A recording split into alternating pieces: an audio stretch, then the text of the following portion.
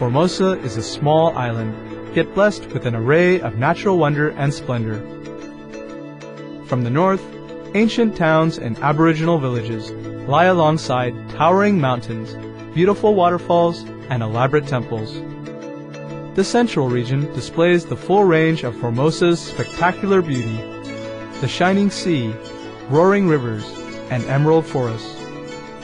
Known as the island's cultural center, southern Formosa still retains many of the traditions of the mainland immigrants when they first settled in this area. With tens of thousands of people practicing the Kuan Yin method, Formosa has gained international attention and respect for its economic independence and power. Diligent spiritual practice has brought their land abundant prosperity and development.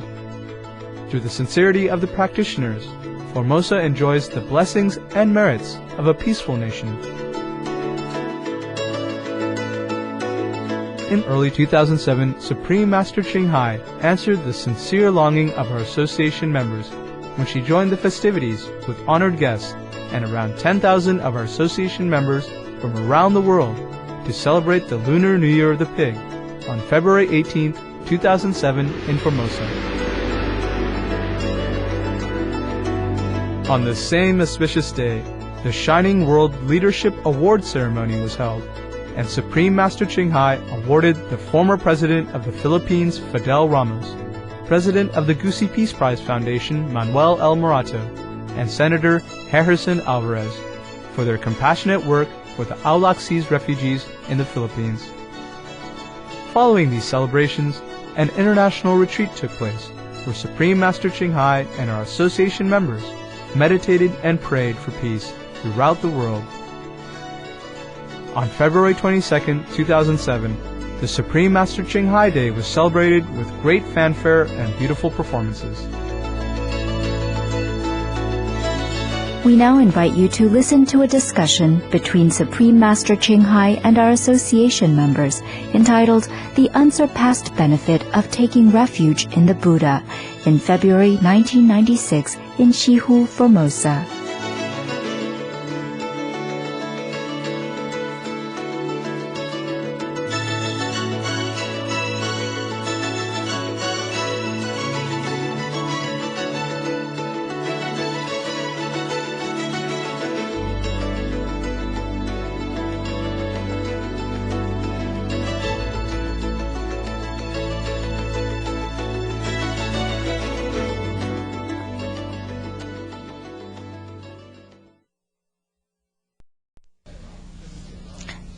That is why to give in charity is not as good as to give the true teaching to the people, to spread the teaching to the people. That's why since ancient time people keep praising monkhood, because if they follow a living Buddha, they can learn very well, and then they continue to go out and spread the teaching and deliver other people. It is much better than they give any golden coins in a mountain of number to the people, because that will only satisfy their material craving for a very short period of time, but cannot deliver them forever to the Buddha's land or the kingdom of God. Yeah, so you see, because at that time he only offered 2 coins without condition. Yeah, without thinking of reward or merit. Thus, his merit has become multifold like that, and he enjoyed wealth forever, for a long, long time. But it would have been better at that time if he himself developed a quest, or a thirst for enlightenment, and follow the Buddha, or become a monk, even better. But he did not. Therefore, I have often told you that charity should be done, in modesty, the way it is. Not that means we are stingy not to give, but means to give but without pomp and show too much. You know what I mean? But sometimes it's inevitable that the press knows, or other people know, and then they bring the press and all that. Okay, whatever comes we accept, but we don't do it for that purpose. You see what I mean? We don't refuse anything, but we don't do everything for show. You see, some person invited the Buddha and make a very shining example of charity. And then the other person sat next door and looked at it, and he learned from that example. And he gave the 2 coins. It's fine and good. But that's the only thing he learned. You see what I mean? If somebody would have told him a better way, see, you follow the Buddha, you learn the Kuan Yin method, then you will have a better life. Yeah, you get out of the poverty altogether. Even if you have 200,000 coins in your hand for 61 kalpas, it's still a life of suffering, of birth and death, of transmigration, of headache and sorrow and worry, right? We would rather have 61 seconds in heaven than 61 kalpas here with golden coins in our hand. So because if 61 seconds in heaven is good enough for you, then you continue to listen to the Dharma, the teaching of the Buddha over there, and then you continue to earn more merit, and then you continue to stay there forever. But if you stay here 61 kalpas without enlightenment, doesn't matter what you have. It's just a life of illusion. Just like the children when they were young, they play together on the dusty road, and then put clay together, make them become cakes, and then they take the fallen leaves to become money, and they say they earn a lot of money today. They put a whole full basket of money. This is, for the adults we know, is only golden leaves. And for the children they know too. They do know, but they don't take this knowledge very deeply and very seriously. For them it's money. Even though they know it, but for them it's money, and they cling to that. And they would argue back and forth, 5 more leaves for 1 cake, for example, like that. And they feel happy about it. Similarly, for us, the adult, to play in this game of illusion, it's just a matter of degree. More illusionary or less illusionary. It's a less or more degree of deceit, that's all. So you see, that's why charity is good, but not that perfect.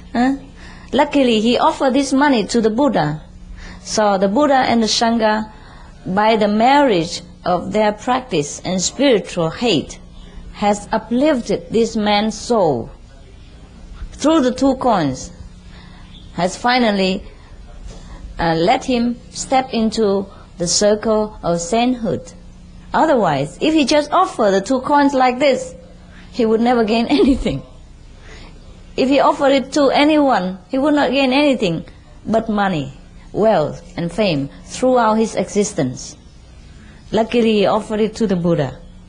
So the Buddha take the 2 coins and give him some merit as well. But even then, just because he himself has not generate the heart for enlightenment, so the merits that the Buddha lent to him take 61 aeons kalpa, or aeons, to bear fruit. You understand? So, whatever it is must be from ourselves.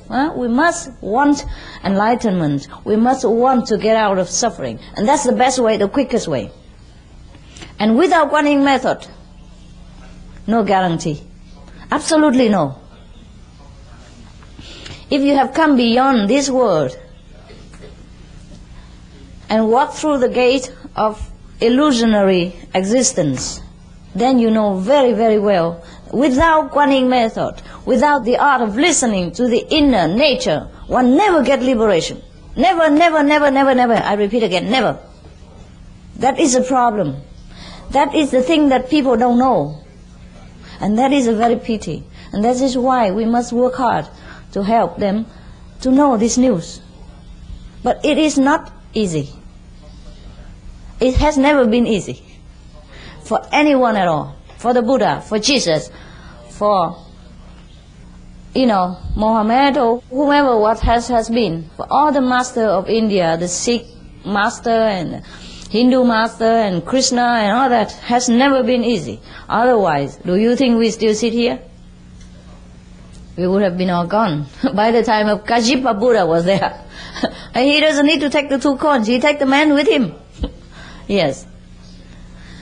The 61 aeons that the man enjoy, wealth and property, never can equal to 1 second of the Buddha's land. Once he got there, he's there forever. And then even gold coins, or I'll say ruby coins, diamond coins, does it matter to him anymore? Does he need them? No. Because over there, they use diamond and gold to pave the road. Like we use it, cement and, I'll say, tiles here to pave our floor. Over there, they don't need diamond. Besides, every one of us know very well, diamonds or rubies or gold, whatever it is, the value they have, it is the value we give to them. It's not the true value. Suppose you are in the desert, you have no water, and your camels run away with food. And then, can you eat the diamond?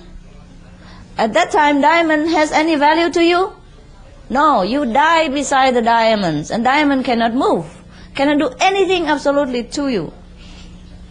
So any value in this world, the material value, only has the importance because we give it to them. Otherwise, there's nothing here that's valuable.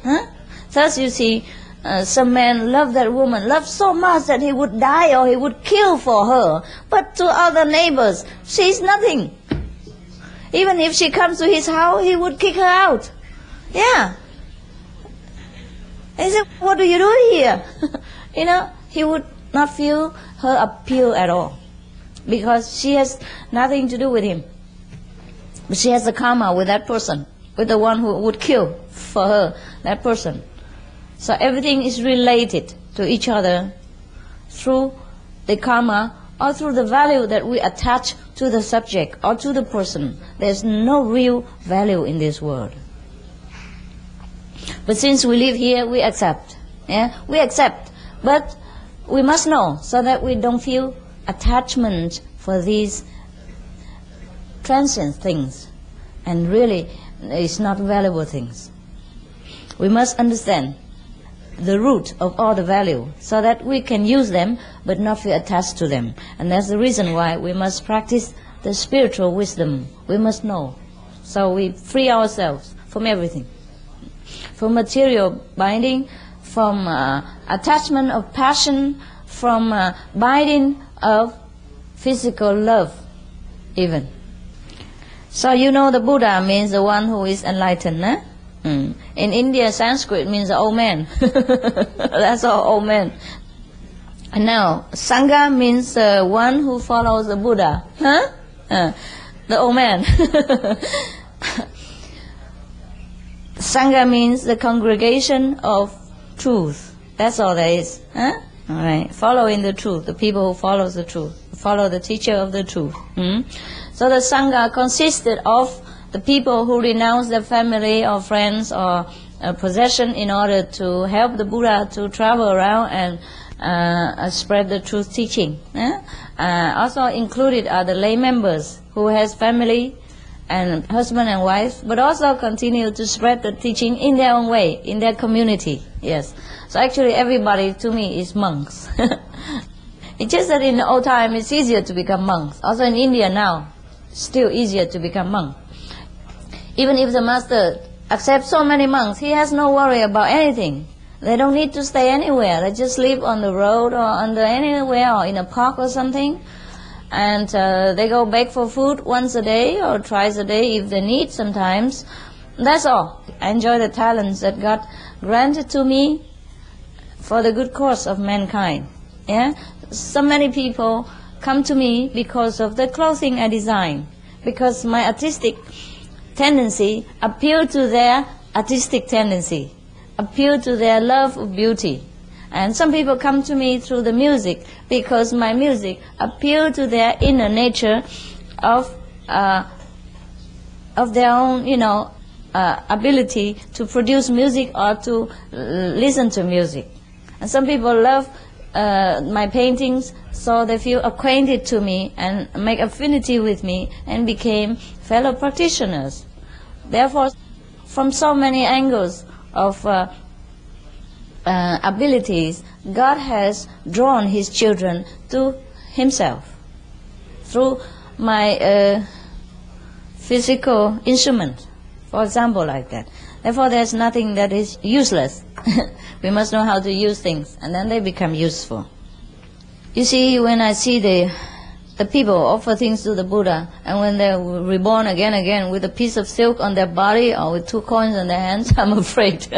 That's why I do not accept your offering. I would rather you offer yourself, and then let me help you, take you out of this suffering sea forever.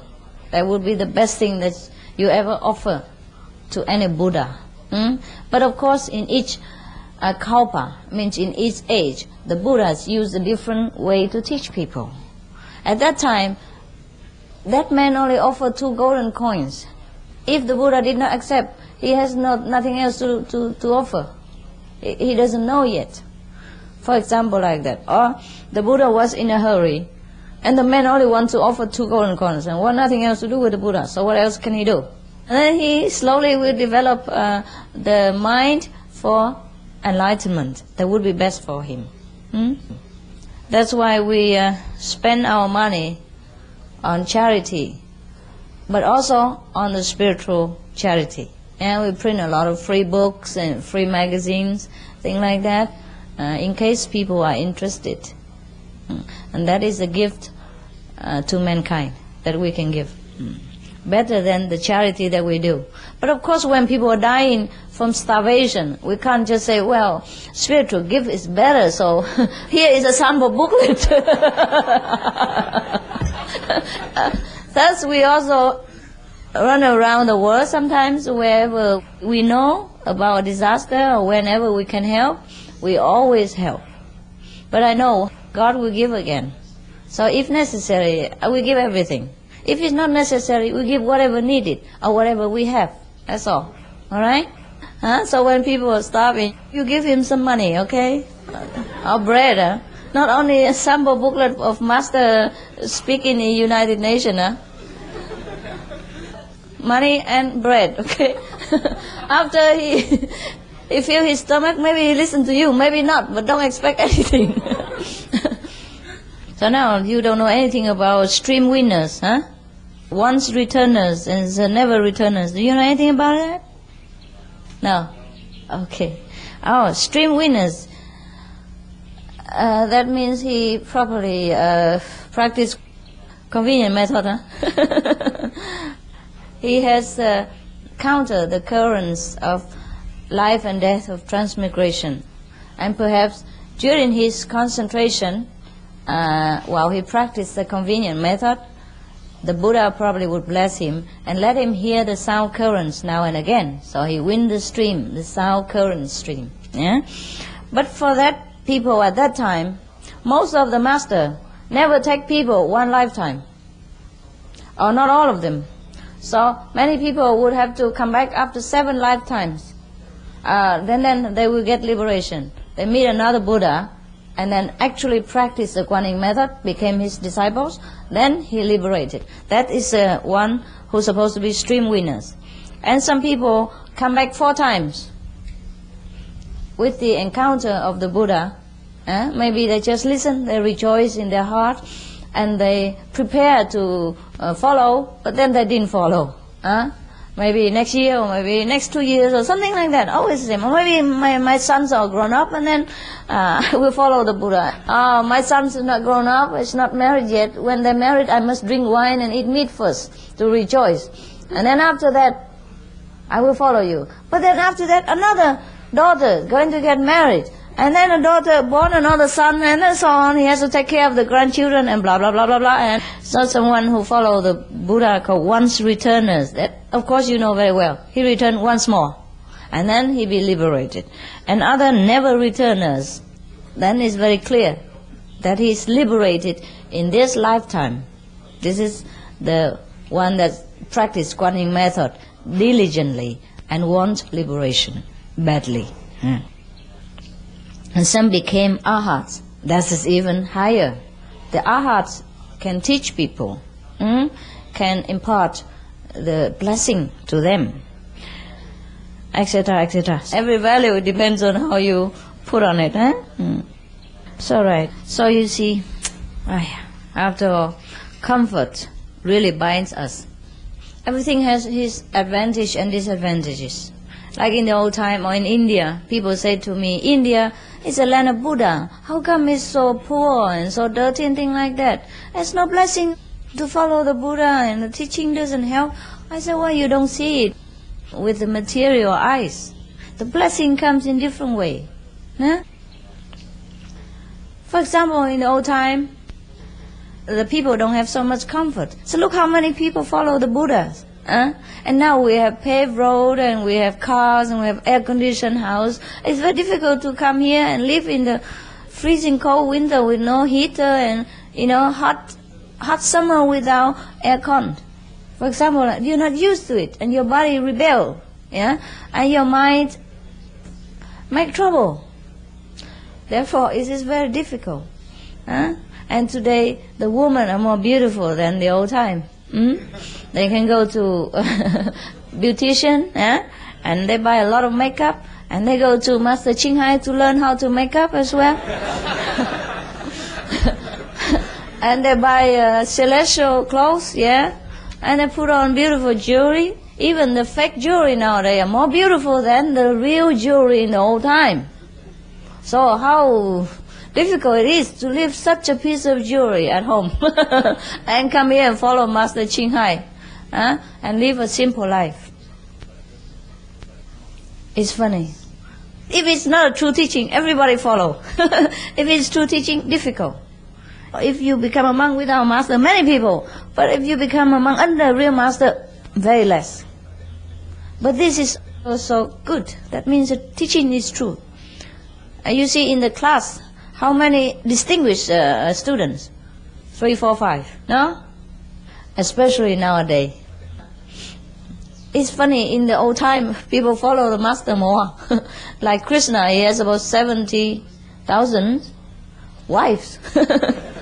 No. They're supposed to be the milkmaids, that follow him when he was a shepherd boy. Then they follow him until he became enlightened. Of course, they are not his wives, they're just his disciples. But that is only female disciples. The male disciple didn't count yet. Okay? For example, like that. And even at that time, there was no system of transportation. Not so fast like today with airplane, hovercraft, and maybe soon hover car. So sometimes comfort doesn't mean blessing from God. A richness doesn't mean you are a very meritorious person. It depends on what you did in last life. If you help a lot of people, of course good. You have loving kindness, and the fruit will return to you in many folds. You become very rich in this lifetime. Look, the man only give 2 coins, lousy coins.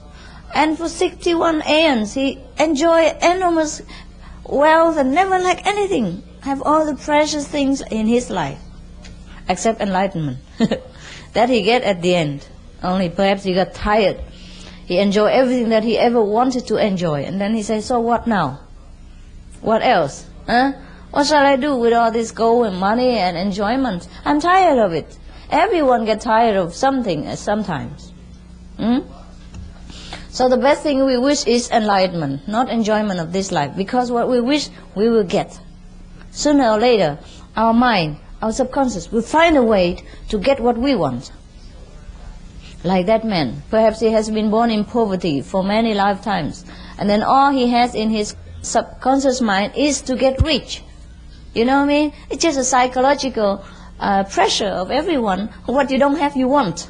So when he saw the Buddha, he forget everything else except to get, his subconscious mind could not allow him to think of enlightenment or following the Buddha or become a monk or disciple, nothing. He only think of richness. Therefore, subsequently and subconsciously, unknowingly, he offered the 2 coins.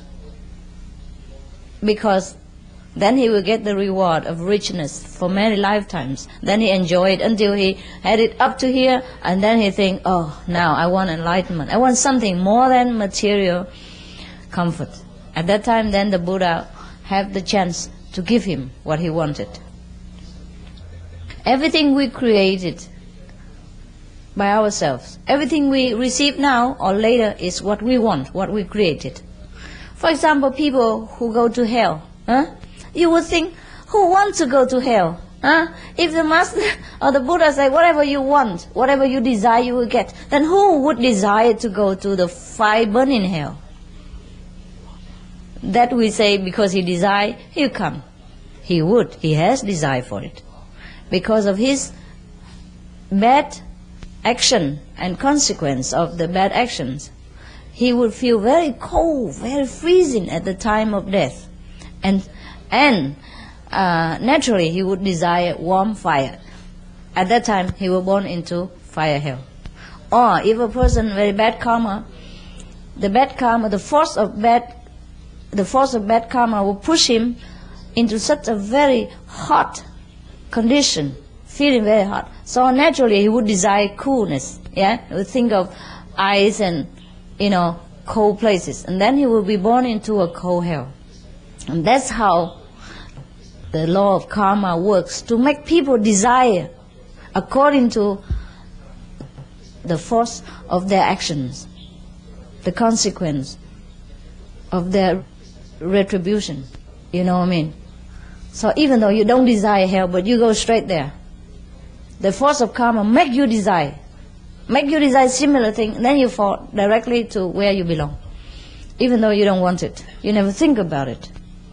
That is a problem with karma. That is a problem with the action and the chain of reaction. That's why we must take care. You don't make a new karma, don't make a new reaction to pour us into suffering anymore. We must keep the precept and keep vigilance day and night with our spiritual strength.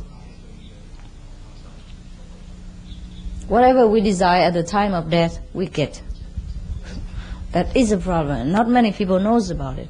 That's why they don't think they would fall into hell, but they would. It's a pity. But only Kuan Yin method will rescue people from this desire. Doesn't matter what force of karma. If you have Kuan Yin method, it will erase everything. It makes you deaf to every other temptation and desire. It just lifts you right up from everything. Just like a helicopter lifts a person right up from a sea of burning fire or a sea of freezing water. Lift it right up. And so it doesn't matter how much water, how much fire, you are unharmed. That is the Kuan Yin method. But we have to be patient, and we have to accept whatever it is. When I think of how many people suffer, I cannot stop suffering myself too. Sometimes I sleep at night and I think of people with freezing cold, or people with ignorance that will suffer life after life.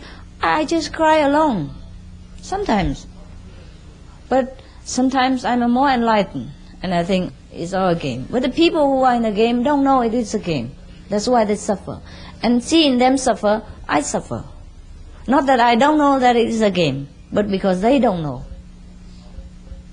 So that's why I try my best and you try your best. Always we try to help the people to know the way home, the way out of this suffering, mesmerizing strategy of the Maya, of the devil God.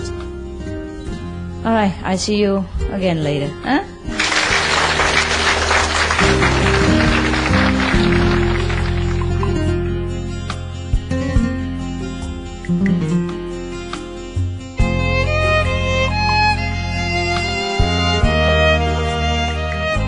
We appreciate your company today on Between Master and Disciples. Please join us again tomorrow for The Mystery of Cause and Effect. And now, Mighty Mimic, the black-throated laughing thrush on Animal World, Our Co-Inhabitants, coming up next on Supreme Master Television. Have a wonderful and peaceful day.